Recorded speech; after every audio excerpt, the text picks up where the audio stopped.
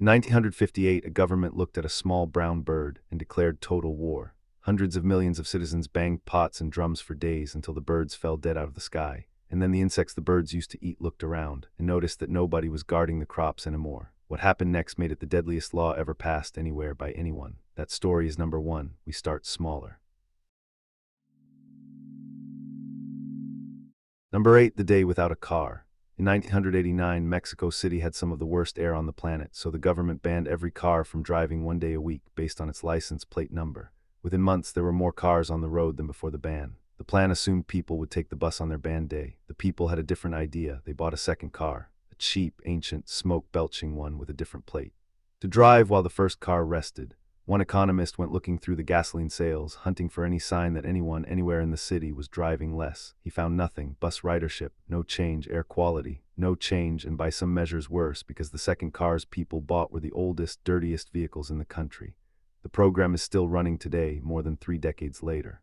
It has been studied by researchers around the world as a textbook example of what not to do, and then copied by cities around the world who read the textbook and did it anyway.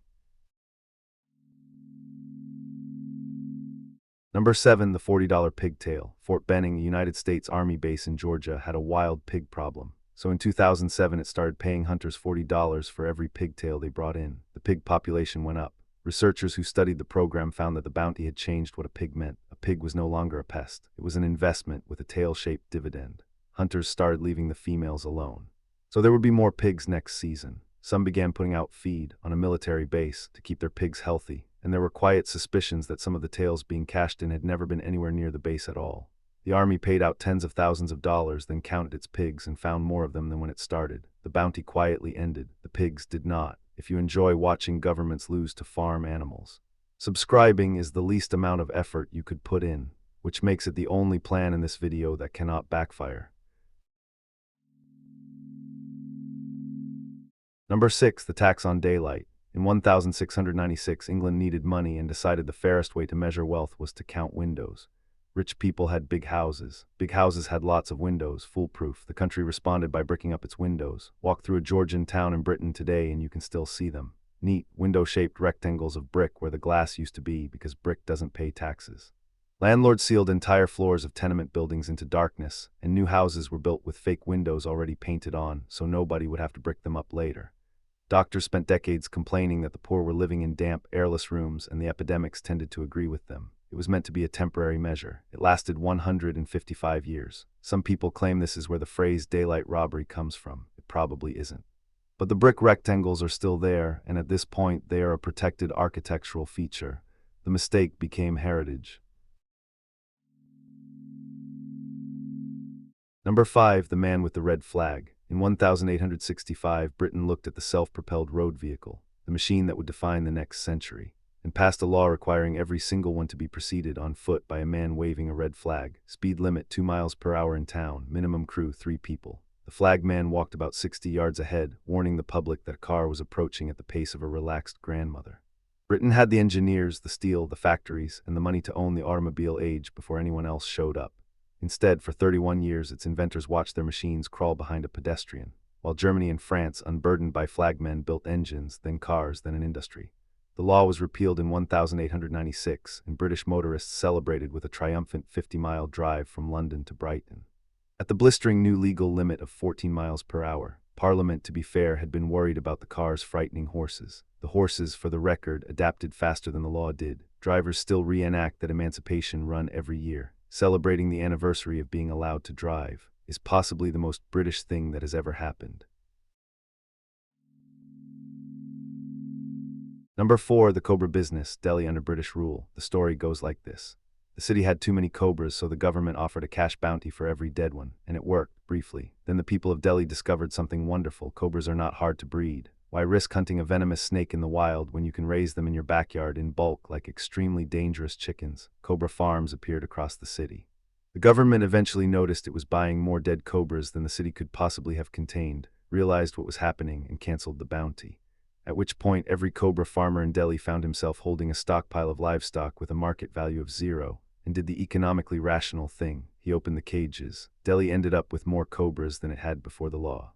Historians argue about whether this one actually happened. The paperwork is thin, but economists found it so perfect that they named the entire phenomenon after it, the Cobra effect. When the story is this good, the snakes barely matter. Number 3, The Great Rat Hunt, Hanoi, 1902. The city's brand new French-built sewers had become a luxury underground highway for rats, so the colonial government offered a bounty for every rat killed. Proof of death, the tail. At the peak, hunters were handing in more than 20,000 tails a day, which looked like a stunning victory until officials noticed the streets of Hanoi were now full of living, healthy rats with no tails.